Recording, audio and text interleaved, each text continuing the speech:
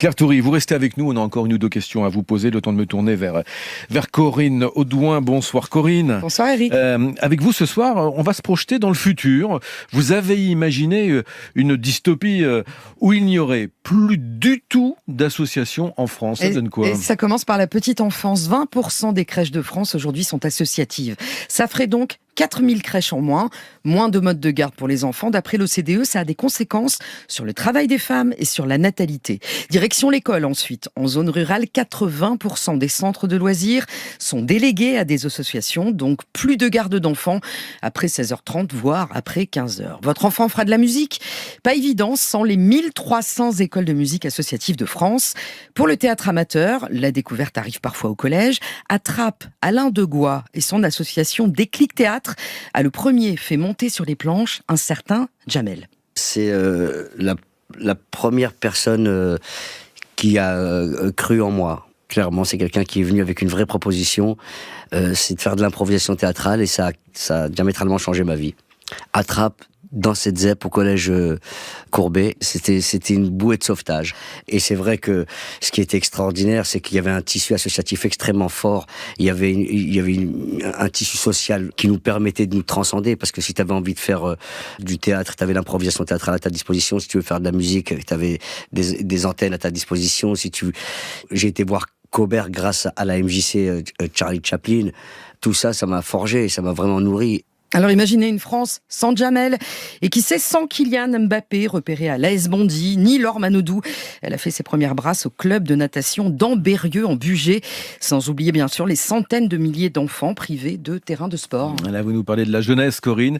Et que serait la vie, une vie qui vous réserve des coups durs, sans les associations? On peut se sentir parfois très seul. On va prendre l'exemple des femmes victimes de violences. Les subventions ont baissé de 6,7 millions d'euros cette année aux associations qui les accompagnent. D'après la Fondation des femmes, ça représente 6200 femmes qui ne seront pas aidées en 2025.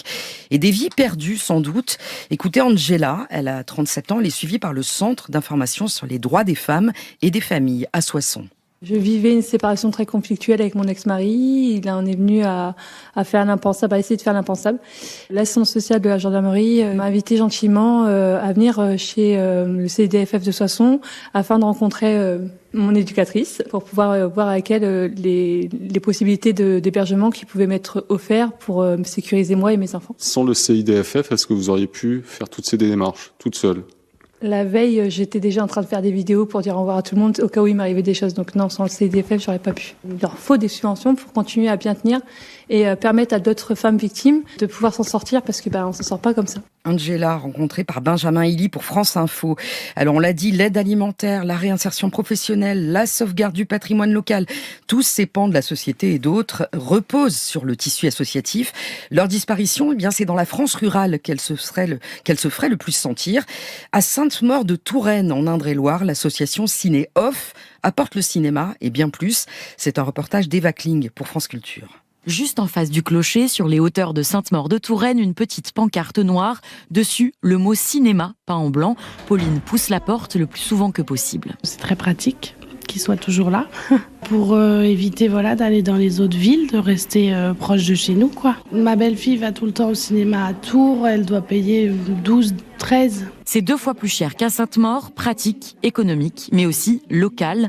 Le cinéma est capital pour les liens sociaux en zone rurale, explique Claudie, la présidente de la salle de Sainte-Maure. Par exemple, le dimanche après-midi, les spectateurs nous le disent souvent, il n'y a que cette offre à Sainte-Maure. Les bars sont fermés, il n'y a pas de bowling, de dancing, il y avait un dancing, il a fermé. Donc aujourd'hui, le cinéma, c'est vraiment la sortie. Voilà, ça s'appelle Ciné Off.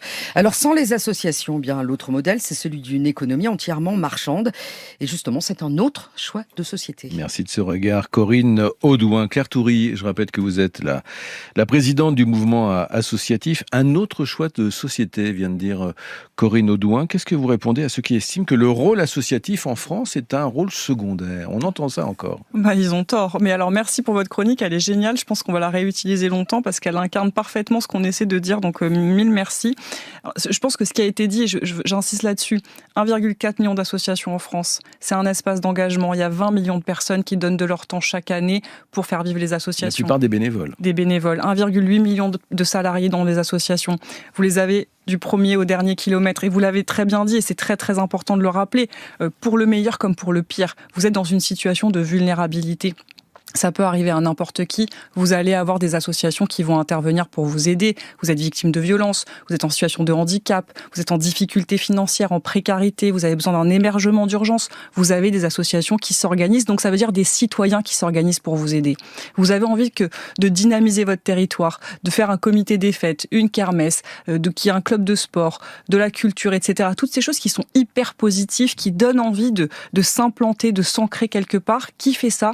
Les associations. Et donc, qui font ça derrière? Ce sont les citoyens, ce sont les individus. C'est hyper puissant, c'est une fierté nationale, le tissu associatif. Et c'est la raison pour laquelle, et j'en dis un mot, qu'on appelle les Françaises, les Français à se mobiliser très très largement le 11 octobre de façon dynamique, partout dans les territoires. Il y aura des initiatives dans les villes, dans les villages, ça prendra des formes très différentes. Il y a une grande cartographie sur le site du mouvement associatif qui référence tout ça pour dire... Ça ne tient plus, on a besoin de vous, on a besoin d'un sursaut citoyen pour préserver notre tissu associatif dont on est si fier. Merci d'être venu le dire ce soir sur France Inter. Merci beaucoup Claire Toury, je rappelle, présidente du mouvement associatif qui regroupe donc près de la moitié du 1 400 000, 500 000 associations